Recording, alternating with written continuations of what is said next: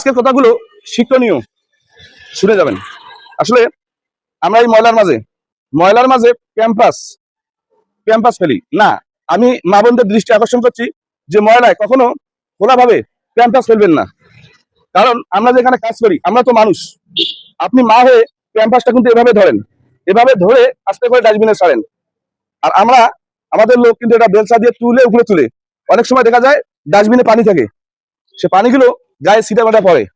তা আমি অনুরোধ করব যে ক্যাম্পাস গুলো অন্তত আপনারা প্লাস্টিকের সুন্দর করতে চাবেন, ভালো করে বেঁধে ডাস্টবিনে ফেলবেন।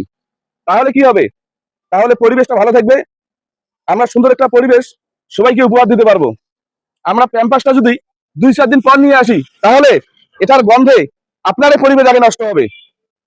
আমাদের তো ক্ষতি করলেন, আপনারও ক্ষতি হইলো।